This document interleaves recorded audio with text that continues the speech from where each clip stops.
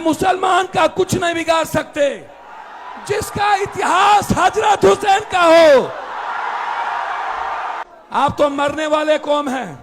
मोदी को नहीं पता, जो मोहम्मद साहब को मानते हैं, इस्लाम को, वो दुनिया में किसी से नहीं डरते। जिस मुल्क में 243 सांसद वक्फ के साथ खड़ा हो, उस वक्फ फिल्म को कोई इस धरती पर जितनी ताकत लगा लेना हो लगा लो, जब तक सुप्रीम कोर्ट और लोकसभा है, मेरे वक्फ को कोई छू भी नहीं सकता है। शांति का पैगाम है इस्लाम, मोहब्बत का पैगाम है इस्लाम, कुर्बानी का नाम है इस्लाम। पूरे पटना पटा हुआ है। ये संविधान को नहीं मानते, ये मुसलमान के विरोधी नहीं है, ये मुसलमान के आड़ में सनातन की संस्कृति को मिटाना चाहते हैं।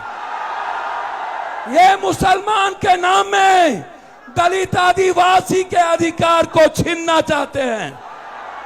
लोग हमेशा, जितने जमात के लोग हैं यहाँ पर, हजरत साहब, जो इमारत सरिया, जो एक इंसानियत को पैगाम देती है, जो इस दुनिया को मानवता के रास्ते चलने की ताकत देती है, हर धर्म और हर कौम मजहब की इज्जत करने का नाम है इस्लाम। शांति का पैगाम है इस्लाम, मोहब्बत का पैगाम है इस्लाम, कुर्बानी का नाम है इस्लाम।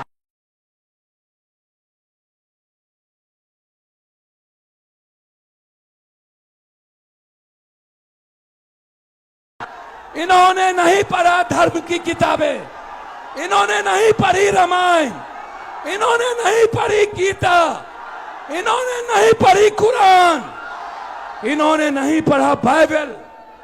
ये सिर्फ एक चश्मे से इन्होंने संविधान को नहीं पढ़ा, ये संविधान को नहीं मानते, ये मुसलमान के विरोधी नहीं है, ये मुसलमान के आड़ में सनातन की संस्कृति को मिटाना चाहते हैं। ये मुसलमान के नाम में दलित आदिवासी के अधिकार को छीनना चाहते हैं। कहीं पे निगाहें, कहीं पे निशाना। ये मुसलमान का कुछ नहीं बिगाड़ सकते, जिसका इतिहास हजरत हुसैन का हो।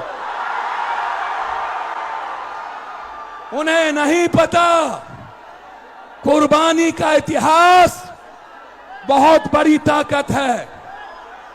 याद रखना, वो लोग, जो लोग नहीं जानते, ये हिंदू राष्ट्र की बात नहीं है। पूरी दुनिया सिर्फ संविधान को मानते हैं।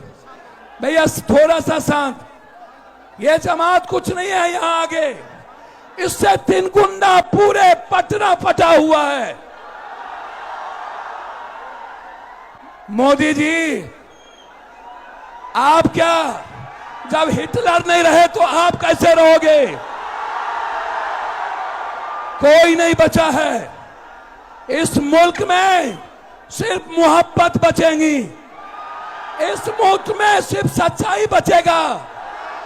और जिसके हाथ में भारत का झंडा और एक हाथ में गीता कुरान होगा और एक हाथ में संविधान होगा, वही इस मुल्क को चलाएगा।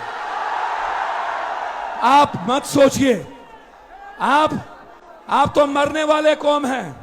मोदी को नहीं पता, जो मोहम्मद साहब को मानते हैं, इस्लाम को, वो दुनिया में किसी से नहीं डरते। जो रियल में गीता की बात करता है, इन्हें शांति का पैगाम नहीं पता। अरे मोदी जी, ताकत उस हाथ में है। जब प्रियंका गांधी ने फिलिस्तीन के सवाल पर झोला लगा करके हिंदुस्तान के उस पार्लियामेंट जाता है और कहता है सेव इंसानियत, सेव ह्यूमनिज्म, सेव ह्यूमैनिटी, उसमें ताकत है। आवाज देते हैं वो लोग, जो लोग डरते हैं, विचारों का नाम लेने से जो लोग डर जाते हैं सियासत के कुर्सी के कारण, वो मुसलमान से और इस्लाम से मोहब्बत नहीं कर सकता। भैया आप बिल्कुल मत घबराइए।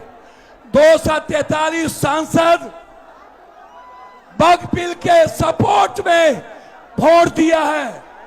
जिस मुल्क में 243 सांसद वक्फ के साथ खड़ा हो, उस वक्फ बिल को कोई इस धरती पर जितनी ताकत लगा लेना हो लगा लो।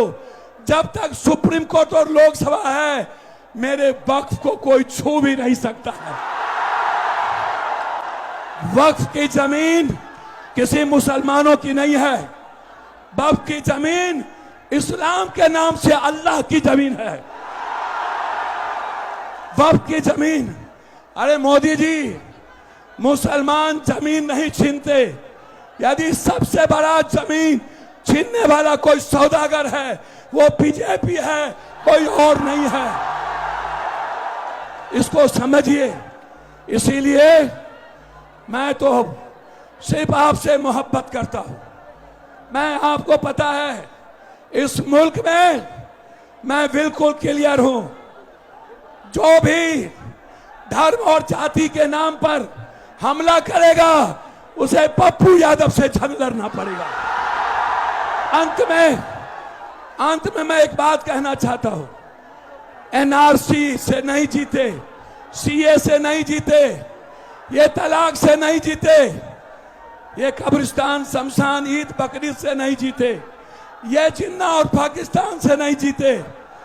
अब ये चुनाव आयोग के द्वारा 4,70,00,000 वोटरों के, गरीबों के वोट को छीनकर ये बिहार में चुनाव लड़ना चाहते हैं।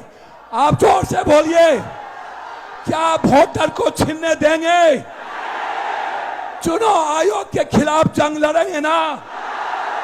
ये प्रॉक्सी वार किया है, मेरे पीठ पर खंजर भोंका है, और 1 महीने के अंदर इस मुल्क का जो 4 करोड़ बिहारी बाहर है, 4,70,00,000, 8 करोड़ में 4,70,00,000 को बेघर करना चाहता है। क्या हम जाने देंगे?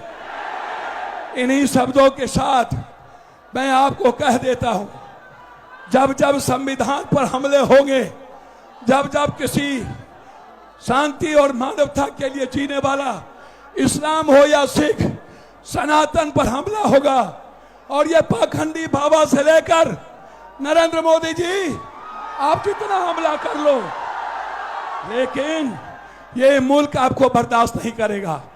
बहुत बहुत आपको धन्यवाद। अल्लाह हाफिज। हम लोग जिंदा हैं, और जब तक पप्पू यादव जैसे लोग जिंदा हैं, तब तक कोई आपका बाग भला नहीं कर सकता। हमारे हजरत साहब ने आदेश दिया था, और हजरत साहब ने सभी जगह खाने की व्यवस्था किया। जिन्हें भूख लगे, 1 लाख लोगों की व्यवस्था आपके पीछे है।